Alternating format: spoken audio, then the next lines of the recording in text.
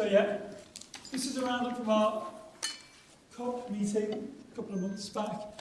It was a small but perfectly formed group. We had a really good discussion on some of the issues affecting birds in the last year. And really there's three key aspects to the birds of our easterly region. We have breeding seabirds, we have the wintering and passage wildfowl and wading birds, and then we have the breeding birds. Three sort of kind of separate strands, but all joined up by a need to be looked after in a way that sort of allows room for these really important populations in a very busy region with lots of different pressures going on. So, some of these threats to our marine and coastal birds, we're hearing about many of these issues via different subjects, talks. Climate change is that overarching major impact, especially for seabirds. Our seabirds are really mostly northern breeding species, and we're at the southern edge of their range. So there's something which I have a massive concern about. But then those smaller scale and more manageable aspects, you know, the fishing industry and how that can be done more responsibly and be best sustainable for the future. Marine wind farms, which we've seen such an enormous, big increase, and obviously a really positive thing to try and tackle the big overarching climate change, but something which has to be done in a way that takes account of the ecological impacts as well. Disturbance is something which we are in an incredibly populated region, and working with how we manage disturbance has a great opportunity, as we'll see, but also it's something which we cannot ignore at any stage really. Pollution was something which we kind of was thinking wasn't such a big issue in recent years. Regulations have improved so much, and for next year's EastMe, obviously that ship collision will be an enormous topic. How close that was to a major ecological disaster, but also how even those not as bad as the worst case scenario still had lots of impacts we've seen this year. And then lastly for birds, coastal birds, bird flu, HPAI, continues to be a concern and an issue. Bird flu last year didn't affect seabirds in any evident way, but some of our coastal birds, such as black-headed gulls, were enormously impacted last year, and there's reports this year in greater black-backed gulls, I think, especially. So lots of different pressures. Our birds have a great wealth of protection in terms of designation now. Our coast, if you look at that map, is actually totally protected by statutory SPAs, SACs for the habitats. But how those actually work in practice and kind of work with all the other interest parties going on, the devil is in the detail. So I'm going to start with a bit on seabirds, which is my comfort zone up at Flamborough Head. Flamborough and Filey Coast has a small assemblage in terms of species, but a very large assemblage in terms of numbers. So close to 500,000 seabirds between Flamborough and Filey in the summertime. And that's the largest mainland seabird colony in the United Kingdom. I always think that's quite fascinating, that the Yorkshire coast should have such an amazing kind of seabird colony. And when we think of the context of those seabirds, this is tagging work on kittiwakes. Now the summer ones are in a little blob over the UK. I don't know whether some of those tags were quite correct when they recorded them in the Midlands. But in the winter, those same birds are then over off the west coast of Greenland. And that's been found with puffins as well, that right out on the other side of the Atlantic is where they're wintering. So they have a real global population. And kittiwakes, we have 44,574 pairs precisely in 2022. That's from a count them from a boat, and we do 10 days of boat counting every 5 years to assess the bird populations. Kittiwakes, they've declined by over 40% in the last 25 years at the UK scale. These are absolutely fantastic birds, beautiful come into land only to breed, then out at sea, and that UK-wide decline is something which we really need to try and address. So seabird concerns, food supply is the critical thing for many of our seabirds. They need to be able to get enough fish within a certain distance from the colony, depending on the species, to get back to their chick to feed it. If they're having to go too far or spend too long feeding, then the chick productivity goes down. So, one big part of that are sand eels. Sand eels for seabirds in the North Sea are the driving species in many ways. This is razorbills with sand eels here. This closure, which has been upheld by the EU arbitration process, is really welcome news. It's a full closure for Scotland. There's still work to do for the final detail in England. So for any of you, if you do have an opportunity to lobby in favour of that continuing, that is a really vital thing to do, because they are the common food chain for many of our species. What's great about East Meat is hearing about phytoplankton and zooplankton, which then they're the thing which the sand eels feed on. But actually, we know that by reducing that industrial fishing, we can make a big difference to the food availability. So in terms of our seabirds, we have annual productivity monitoring for most of the species. Here are gannets, the chicks, these lovely dark chocolate brown things. Yeah, for some reason it wants to hurry me on, which is probably a good thing. Gannets are an amazing sign of recovery of what's possible if you protect nature. And basically, last year there was 15,000 pairs. It was up since 2023. Yeah, it seems to be getting faster, doesn't it?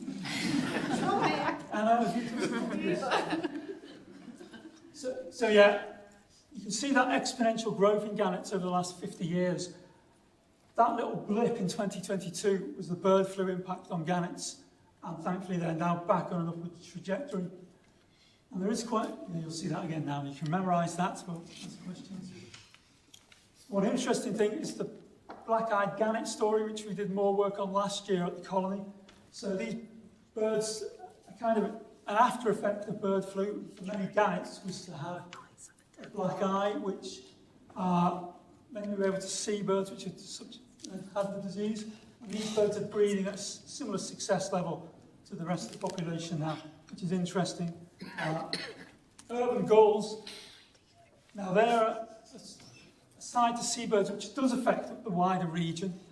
These birds are, these birds are nesting in towns, mainly because the towns provide cliffs and nest islands of safe from predation. They're not there for your chips.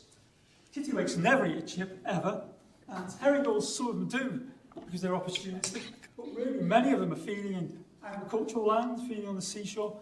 The key driver is those safe nesting grounds in urban areas, and actually work for us to address how we look after urban gulls cooperatively is one of the big progress in the last year with the urban gull group, Scarborough and the East Riding councils on, I think, looking for opportunities to accept gulls as part of the environment is a really important thing.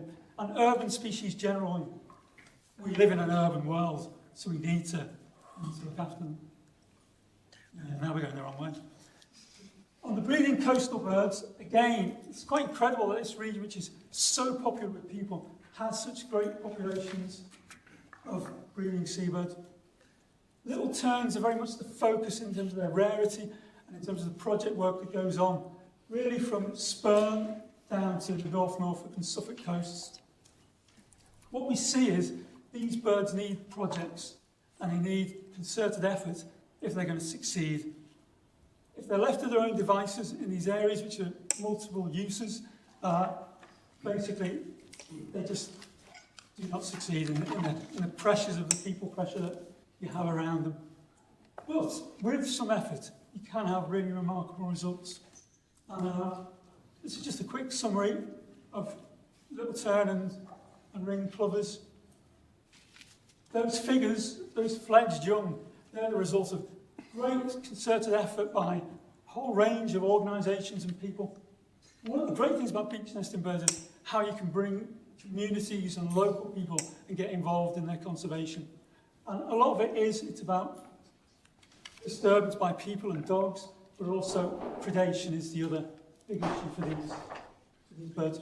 So partnerships for managing disturbance and predation, they're a great way of getting results for wildlife, but also involving people and making people have a connection, as Tammy said, so it's so important for these things.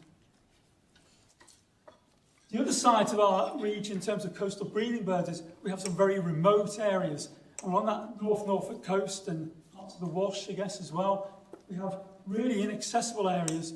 And Scolt Head Islands, National Nature Reserve. There's this really important population of sandwich terns and lots of other beach nesting birds. And there in that remote area, predation is an amazingly problematic issue. And the range of predators involved is quite I guess it's natural, isn't it? Predators look for things to eat. Everything from little owls to the normal culprits like crows are involved in predation. And actually, having big enough protected areas that predation can go on in some areas is really important. But also taking positive action as well is really important too.